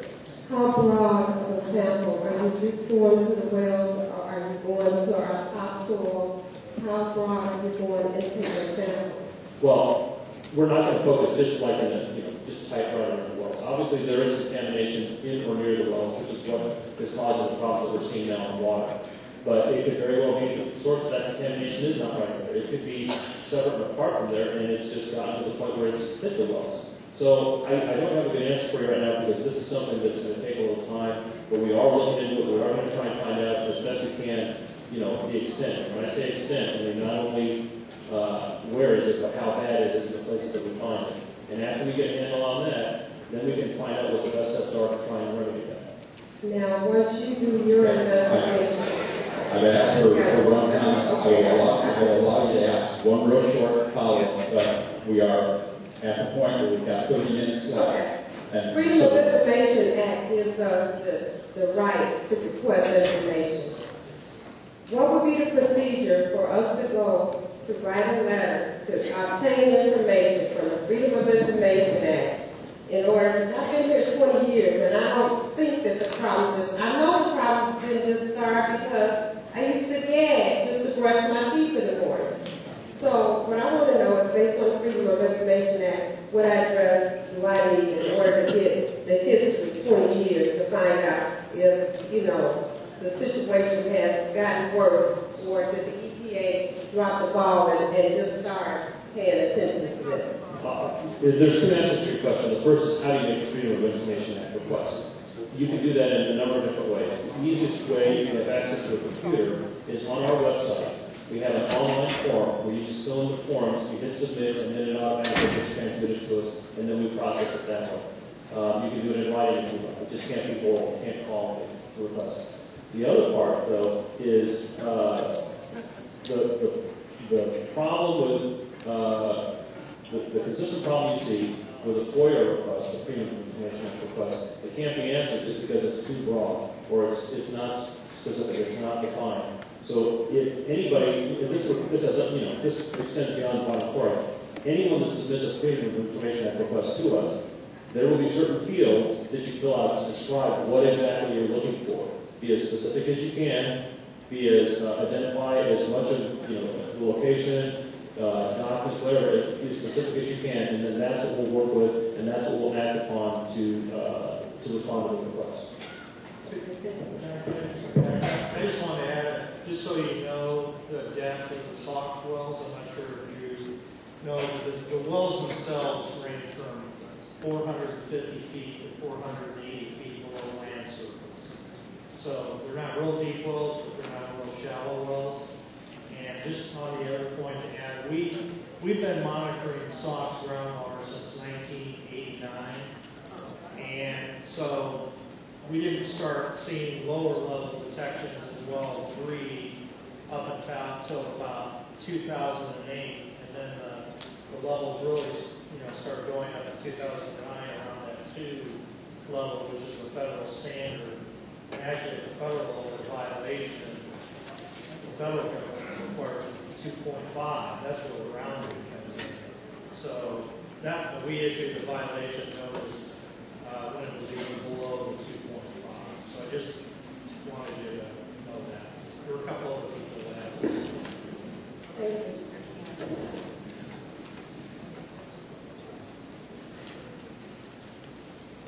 Hi, my name is Mary Edwards, and I've been here since I was a little kid, so about 20 years. My question is this: I kind of feel like you guys are contradicting yourselves, simply because of the fact I did some research as well. When I looked at vinyl chloride, I don't know the level of what concentration it had to be, but it was highly toxic gas. It was very highly carcinogenic, which is causing me cancer. You guys don't know. And it was saying over a long period of time of exposure, workers who worked on it, they said almost everyone nearly had cancer with that. And also they have tested lab animals, like the doctor from the CDC mentioned. And a small dose, like a drop of water, over a short term, caused those lab animals liver failure. It's also been associated with kidney failure, as well as a damaged weakened immune system and a damaged nervous system. So for you all to say that it's okay, it's very contradictory. According to the EPA letter, it says that there is no safe level of BC, no safe level. The NCLG is 0, of course. If we can't reach that, we do understand that we are highly above that. We're speaking 2 points per billion for the water. So that's when we say we're 0.32 away from being there. And you tell us, we're informed on yesterday, that we were so close to shutting down all the wells, evacuating the whole town. And that was years ago, probably, I'm guessing. So how close are we now? And aren't the wells interconnected? So aren't we kind of getting more contamination? I don't know if we are, just asking. I also heard you all speak of airstripping, which I have done research on as well. Depending on the size of the town, it says it could take, for staff like us, maybe like a year or more than 1 year. It could be years. And that's the process of going on to Lake Michigan water. So for you to say it's going to be solved right away, according to the research that I've done, airstripping takes quite some time. and it's not just a few weeks, for it to be done correctly for a town this size. So I don't know how fast you all estimating it's supposed to be. Because according to the internet, it says up to a year to a few years. There's about 3 to 4 issues. Yeah, I'll allow Dr. Hasbrook answer your first part of your question, which I think is more relevant to this, and we'll try and answer your second part, which went to the airstrip. Thank you for your question, and everything you cited is right on the money. So I think it's very powerful to have that knowledge and do your own research and make sure we're on point with our points as well. I just want to clarify a few things. Number one is you never heard anybody say that it's fine. Number two, you did hear me say that the MCL goal is 0. Crystal pure, no monochloride whatsoever, that's our goal. However, that is not the safety standard set at the federal level. In terms of the association, you mentioned the health conditions that are related to this, and I would go back and stress that 2 things are required. Now, the reason why we know this is because of the animal settings that you mentioned and the workplace exposure that you mentioned. But you got to have 2 things. You got to have high enough levels, and that's at 2 or higher, and it has to be for a long period of time. You have those 2, now you're at the risk. The risk we talked about, 1 in 10,000. Is that acceptable? Absolutely not. Is one person in this entire village acceptable to have cancer over the baseline risk? Absolutely not. And that's why Illinois EPA has set a standard that's even half that. Okay, and that's why we sprung into action in terms of addressing the issues. In terms of looking at the actual cancer incidence of cancer cases for this village, we've actually crunched those numbers. And we have, at the health department, we get a report of every single cancer by every single person in the state. And Just a quick question, sorry. Is that associated, are your studies associated with towns that have been already affected with chronic chloride? Are you doing a study like in here in Rockville where plenty of people, according to I should have mentioned this too beforehand. According to what I've heard, I don't know how true it is, I don't know, this is just what I've heard, that over 30 years ago, a soap company had a spill when it put on the ground. So if that is true, we have been contaminated for quite some time, way before I came here. Okay. So that's a long period of time. All right.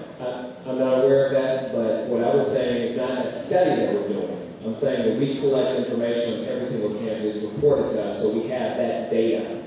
We collect that data. So what we were able to do in preparation for this and working with our colleagues at EPA is actually ask ourselves the question, and looking at the zip code, 60411, and looking at any clusters within the zip code, has there been any blip? Okay, since we've been collecting these numbers since 86, we've been collecting every cancer number since 97. And the answer is there's not been a blip. There's not been an increase above which you could predict for any other community this size with made up of this constellation within Rapids. And there's not been any cluster in Sauk Village. So to address, the actual risk as per the data that we collect from everyone here in Illinois, there's not been any increase. And I can talk about the air stripper, and if I get something wrong, the contractor can correct me, but the removal efficiency for the stripper. Is it off? Okay, sorry about that. Thanks.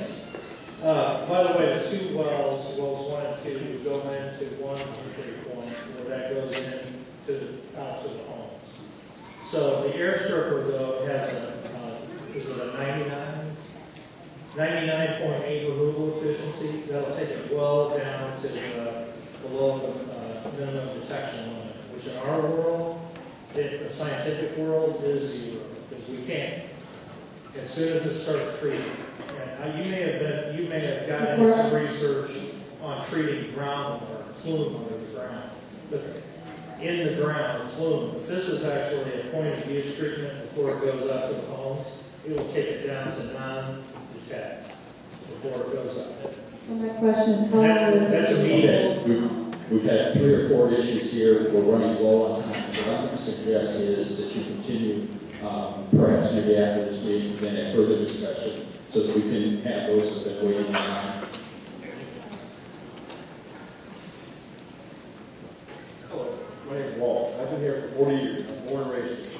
First of all, I have a question. Is the mayor here? Mayor, yeah. Am I right or wrong? You're right down the question to the panel. That's what I thought. Here's the question I have. in 09 when they shut the well down. In 010, they had money for them to put airstrips in. But everybody said it was okay, but the mayor. He vetoed it. And there's people here that know that, trustees and stuff that know that. Why didn't they fix it in 2010? Because they had the money, they had everything to do it. You know, I don't know. I don't know the answer to, and it's not our place to, you know. Well, you had to know it was not, because you shut down the wells. And in 2010, we had the money to put the airstrip in. And then the mayor said, no, you wanted Chicago water. So in 2010, we could fix it, no problem.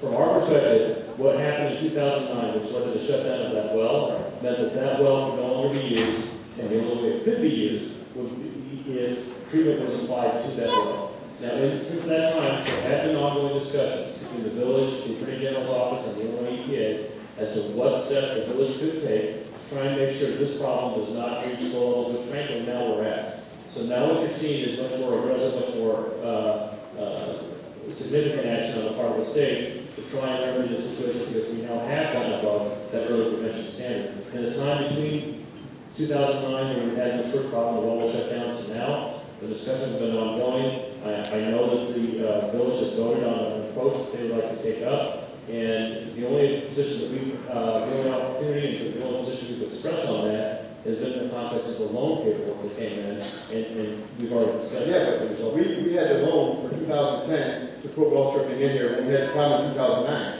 And when that well came out, you said they all flew together in one pipe, right? Well, and I'm not sure which, but let me just back up a little bit. When you say a loan, from our agency's perspective, we've never given a loan. We had the right for the money in 2010. It's in the computer. Everybody can see it. All I can tell you is from our records, we have never approved a loan for the village to undertake the kind of work that we're talking about here. So there may be something else, I don't know, but from our records, we've never approved any such loan. I want to comment on the pipes.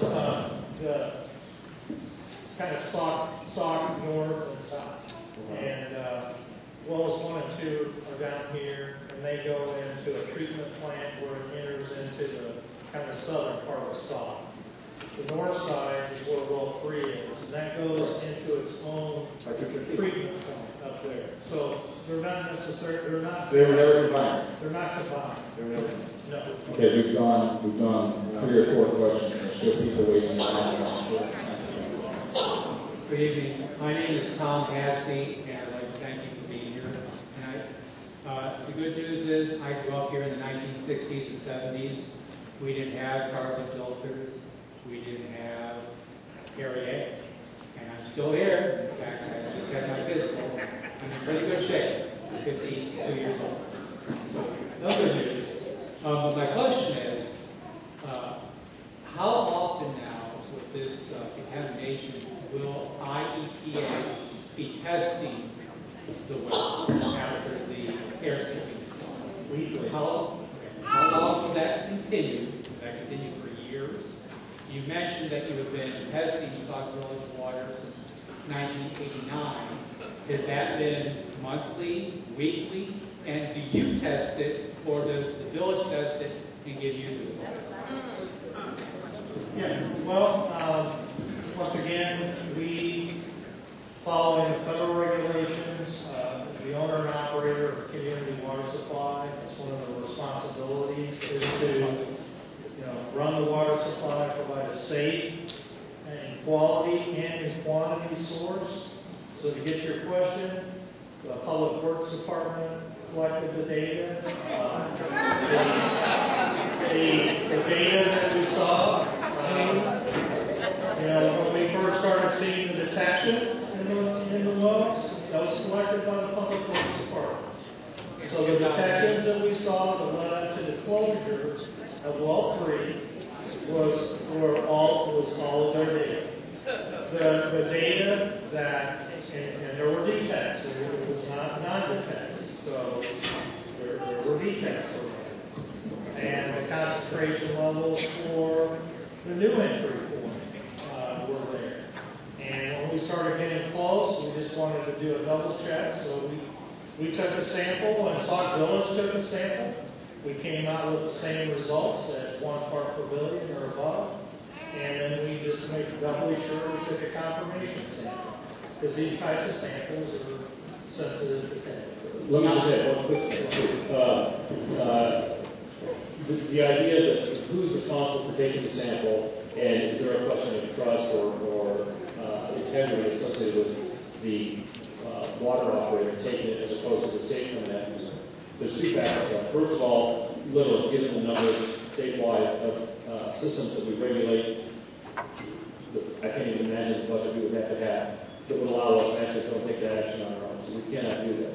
But having said that, one of the few good things that came out of the problem that we saw with the Village of Crestwood, where there was clear manipulation and illegal activity on the part of the operator who was submitting information to us. And this has nothing to do with any one particular vote. I understand this is a general matter. One of the few good things that came out of that situation is anyone that submits documentation to us and authorizes it as being accurate, if it's not accurate and if it's been submitted under false pretense, it's a felony. Well, what we have to do is, when we have complaints, when we have reason to believe that there's some kind of foul play involved, we can, if we need to, do kind of what Mr. Cox said. We can take split samples, and in other words, we share the sample that's taken, we run our numbers ourselves. In an extreme case, if it's really bad, we will go out and we will take the step on our own. We can't do that in every situation, because again, we don't have the resources, the ability to do that statewide. But if we have reason to believe that there's a problem, we will do that, and then that's the proof that we will use to prosecute a case. So it's proactive on our part to alert you that there might be a problem. It's the responsibility of the operator who is certified to take that action, to submit accurate information. If they don't do it, if we find out about it, it's a felony and they'll be prosecuted. Since 89? It's been sampled since 89. Like I said, the data is where we started getting D-Techs were done by the Public Works Department. So we have no reason. It's 8:45. We're going to try and we will accommodate everyone that's currently in line. That after those questions are asked, we'll probably have, we'll see what it is. We've got to end at 9, so we've got 5 questions. It's 15 minutes. So we'll try and get you in, but I can't guarantee. I do ask that we keep our answers as brief as we can to provide the information. And on the same part, I also ask questions to be as concise as possible. Go ahead. My name is Judy Cass. I lived in Sauk Village for 47 years. Raised 3 children there. My question is 2 parts. Number 1, you did indicate that once you get the airstripping in here, and then you're going to turn this over to the village. And even though the question has been asked, I'm not certain what I've heard. Will you be doing random checks? When? I mean, how long is this? Do we have to go through this again? Secondly, Mark, when do you consider whether to give a loan or make it possible for a town to have a loan? I don't understand how you can even consider Sauk Village when for 3 years we have been begging for an audit. We have no idea whether we have money to pay for the airstripping, let alone Chicago water. We still, as of right this second, we haven't had an audit with this regime. We don't know what our bank book says. We don't know if we can afford Chicago water versus the airstripping. Yet we still have village government that does not want this airstripping to happen. Therefore, how are we going to deal with this?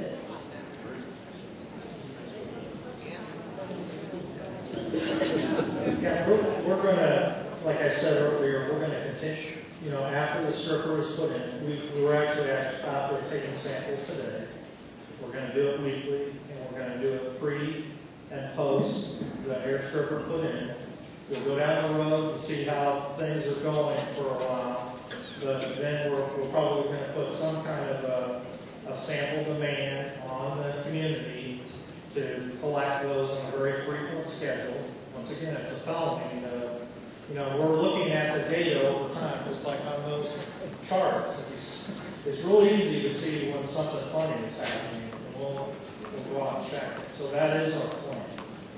To the second part of your question, as to the loan and so forth, we are. on a very regular basis. And our loan program and the loans that we approve, they are reviewed very regularly and they're regular scrutiny by a number of different auditors. And so that's one of the safeguards, and that's one of the reasons why we have to be very careful about what kind of loan proposal we can approve. In this case, I can't speak to the village and the audit situation, and I can't tell you from our perspective, when we applied our criteria to the loan application, we were not able to approve it.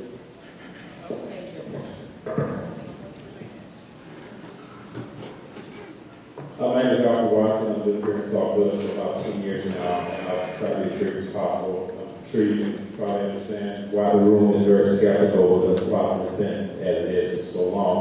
My first question, and I'll make it very brief, I'm going to step away.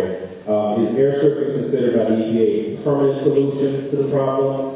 The other question, and anybody can answer, what if the village doesn't come up with a proposal that's acceptable to the EPA to borrow the money? Is the village just out of luck at that point? I'll answer very quickly. Air stripping could be, that it's an option, it could be a permanent treatment option. And your second question, I'm sorry, it's a long one, it's something blank. What happens if the village never qualifies for a loan? Well, okay, thank you. Yeah, I think there's two parts to that. One, the loan is something that, the loan application is something we would consider from anybody who's trying to push through a project. We believe in this case, from what we've seen presented to us by the village, the treatment option would be something that we believe probably would meet the criteria. And having said that, the requirement here by law is not come up with something that you can get a loan for and put through. The requirement is make sure you deal with your situation. If you can get a loan for that, or if you have to get a loan for that, we understand that's a part of it. But I guess what I'm trying to make clear is the driver here is not the ability to get the loan. The driver here is to make sure that the water quality standards are being met, and then find out what the most feasible way is to get that done, including loans. And that'll be the last question we'll take from this side until this line is done, and then we'll come back to you. If we've got to shut it down, it's close to 9 o'clock. You go ahead. Thank you. I actually had 2 questions, but you just answered the first one.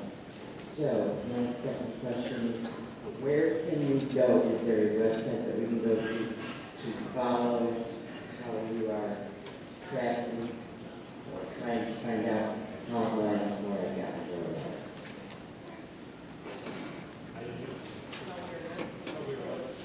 You're supposed to be looking into how the line where I got into the table. I'd like to know if there's a way we can track ourselves how this is going. How the investigation for the source is going? Yes. It's typically not something we put out on a fact sheet kind of thing, because again, it can be sort of a slow process. But given the fact that there's a lot of scrutiny involved with what's going on here, certainly one of the things we can commit to do is, as events develop, as we get significant events, we can maintain a fact sheet and update that fact sheet with new information as it comes into us. So, and we already have a fact sheet available on our website. I think it's on some of the information that was up front. I believe probably had our website on there. But there's fact sheet information that we will update on a regular basis as events happen, so that you can track progress on.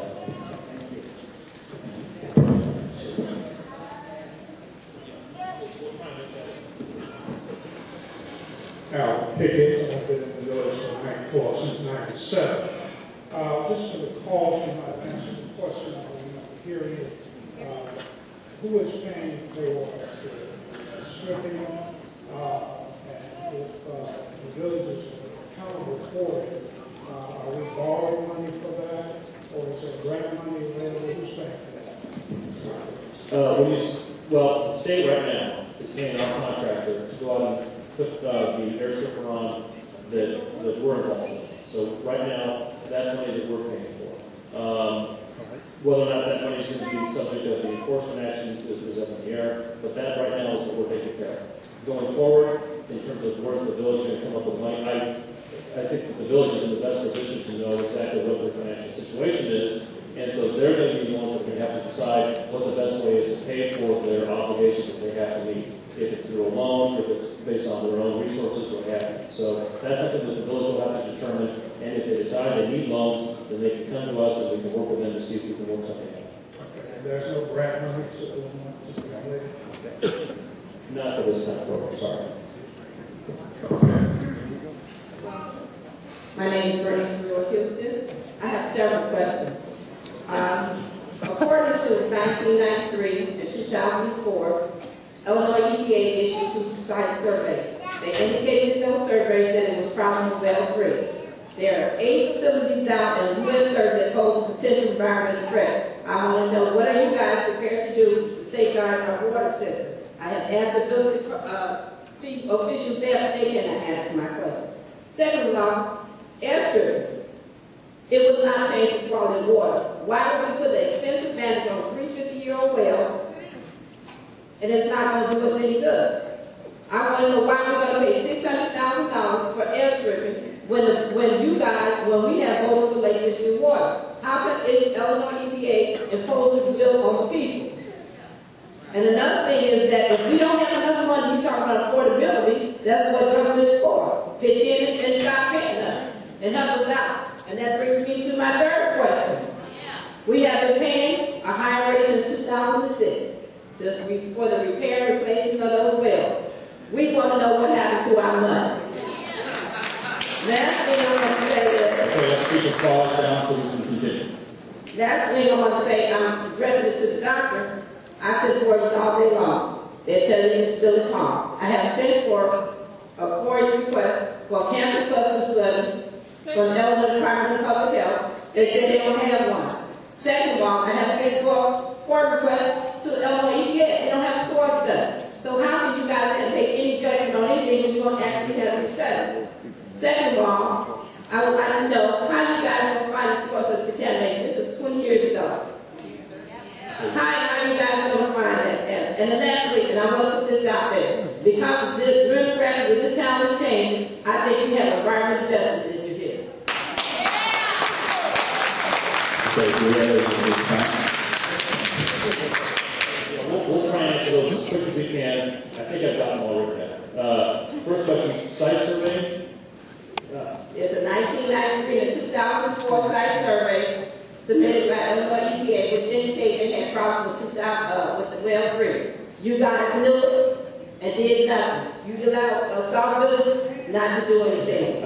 What I'll tell you is this, I'm not familiar with that report. I'll go back, I'll find those 2 reports. We'll see what those numbers show, and we'll compare that again. We'll compare what those documents show against what we were able to do. And if it looks like we didn't take steps when we should have, then we'll remedy that internally right away. Your second question, why the air stripper? No, I asked about the 8 facilities that propose a potential threat down there to the well. Oh, why? Okay. I thought one of the questions you asked was why did the air stripper? Oh, I asked that too. Okay. Well, that question is because, again, the concern we have right now, and I'm sorry if I'm repeating fast, I'm trying to get through, is vinyl chloride. As it was just discussed, these air strippers, through treatment, will basically take it down to non-detect. Basically, you will not be able to detect the vinyl chloride, and that's instantaneous. That's you run it through these big long cylinders, the water comes out the other end, the vinyl chloride is gone. That's the reason why we're doing that right now, because that's something that we can put into place in a short matter of time, in a matter of days, get that treatment going so that bottled water alone will be an issue. You asked about why can't we pay? Again, what we're looking at is we're trying to find out what the most affordable, from a loan standpoint, what the most affordable approach would be. But from a compliance standpoint, the village, like every other community, water supply in the state, has to meet its obligations to make sure that their numbers and their water quality are within acceptable limits. We don't feel that this is an acceptable limit right now, which is why we're taking the action. We need to take that quick so we bring it down so we can get back to something that we feel is much more acceptable. Another question you asked was a source. How will we find it? Because it took a long time. Yeah, facilities down there that's still potential threat. Are you going to ask those facilities move? Because I'd like to add this to that particular question. You asked us to adopt a maximum setback zone. Sauk Village did nothing. You also asked them to adopt a viable propagation program. Sauk Village did nothing. Yet you want us to pay for air stripping that we can't afford, and you guys dropped the ball. We did. We've been paying all the time. I want to know what's going on. Well, the source. How will we find the source?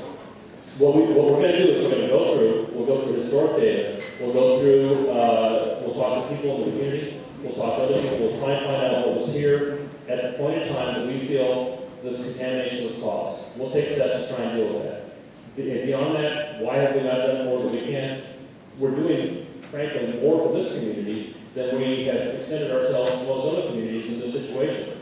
You're here now, I'm going to cut you off, but this stuff is going back to 1993. This email had, I could say, I'm a U.S. Environmental Protection Specialist. I worked 33 years for the U.S. Environmental Protection Agency. Those documents have come to me before I left work. Some things I know. You guys should have had a cross-connected program here. You should have made Sauk Village adopt maximum setback law. You guys did nothing. Not only did Sauk Village drop the law, you did too. So why should residents be penalized for what you guys didn't do? Thank you. All I can tell you is we'll go back and we'll take a look at the documents you referred to. I don't know, I'm not familiar with those, so I don't know what's in them. But we'll go back and take a look and see if there's something that should have been done. Where we are right now, though, is we have to take the best steps and the most immediate steps we can right now to try and bring relief right now. We have to move forward. I'm not trying to discount anything that happened in the past. We'll have to take a look and see what's happened. If there's something that we've missed, then we'll have to try and we'll make sure that we don't make that mistake again. But up until now, all the data that we've been aware of has not given us the authority up until 2009 with well number 3, and up until just a few weeks ago, last week, with wells number 1 and 2, to take formal steps. Can I answer that, guys? There's a young man came up here and he asked, Okay, we've gone forward to that question. We'll answer the questions that were asked, but this continuing going on this really isn't fair to the person behind you that's waiting in line either. We're supposed to be out of the room at 9 o'clock. Okay. It is 9 now, but we want to accommodate those that have been in line, and we'll let them in. Can I continue my last question? You don't need to answer. Okay, no, I want to answer Rick Hall. Rick Hall was here on November 2011, and the reason why we didn't get that loan is because we found out wells 1 and 2 were contaminated. At that time, the loan was ready to go and everything, but then I told Rick Hall that wells 1 and 2 were contaminated. You guys didn't know that. You dropped the ball again. So I want to know how come you guys expect us to believe everything you say. Sauk Village has turned us down, and we don't believe anything they say. So what are we supposed to do? Thanks for letting me know that, Bernice, and that's when we really know that was helpful. We started actually monitoring that very closely, and that was and we had the graph right up there to show that date versus when it really started going up to 1. Yes. As soon as we got 1, we followed the law, we took the action. Right. So it wasn't that we didn't do anything. We were watching it, and quite frankly, doing a lot of confidential discussions in the background of the Attorney General. But if you guys don't change the way Sauk Village monitor their wells, it'll be a continuing process. Somebody has to make change. The last one, environmental justice, falls in the micro. Ken falls in the micro. I'm sorry? I said, on environmental justice, that falls in the micro. Okay. Ken Page falls in the micro. Ken Page. Our response to what's happening in Sauk Village was immediate, partially because it was an environmental justice community. You got all of us here, both on the IDPH side and the EPA side, not from a low level, but from the top. We are now one of the forefront states on environmental justice moving forward, and that's from the U.S. EPA. Okay. We look at environmental justice in every program we have now. So we're expanding our environmental justice activity. Okay, so Sauk Village should be eligible, right? Eligible for what? The environmental justice program. They have all kind of loans and everything out there. From the U.S. EPA, yes. Oh, okay.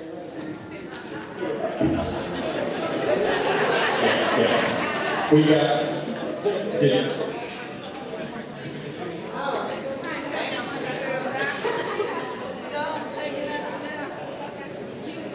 Yeah, the FOIA question. I just wanted to address the FOIA question that was directed at Department of Public Health.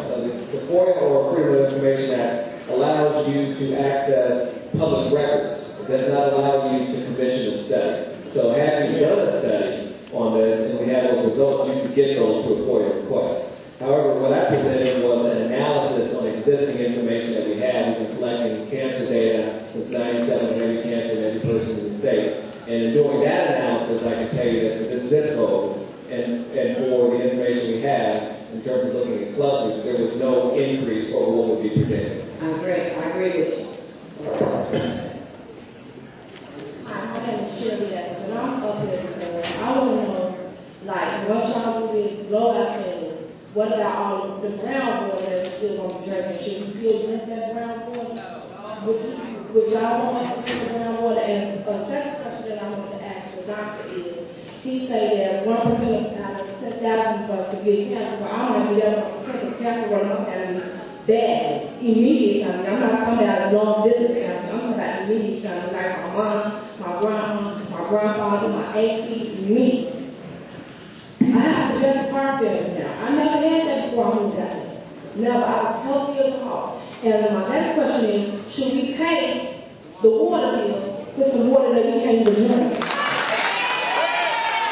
And can you explain your letters? A lot of us have been confused.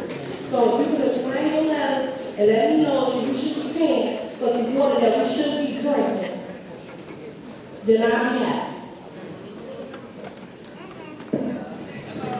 I'm going to address the cancer risk, let me do that because that's what I'm situated to address. I'm not who pays the water bill. Right. I did not say 1%. I said 0.001% or 1 in 10,000. Right. To be at that increased risk, you have to have two conditions. One, you have to be exposed to a certain concentration, over 2 in this case, and 2, it has to be for a prolonged period of time. So if you have those 2 things, then your risk may increase by that 1 in 10,000. But my question is, my risk increased more because it's in my immediate family. So I could be that 1 in that 10,000. They did it, and I live right next to Well Creek. I understand what you're saying. That there are some familial clusters of cancer, but your risk for other cancers does not impact the risk of vinyl chloride necessarily. Okay, once you get the vinyl chloride, what about the iron and the minerals, all that that's making the water brown, is y'all want to help us with that too? Since y'all want to give us that Michigan water, so would y'all help us to clean up our water and let us get some clear water? Because I do need some clear water. My kids need clear water. I'm paying for water that we can't even drink, smell, cook with. I can't even wash my hands with this water.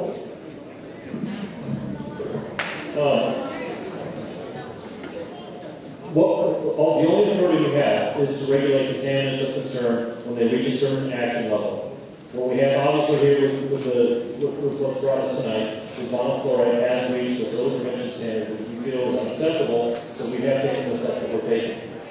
I think what you've heard from the panel is that the discoloration or sometimes the odor or the taste associated with the water from the metals, which is not uncommon, I think, from, go across the state, but any sort, we have all water. Sometimes we can have this high concentrations of mineral.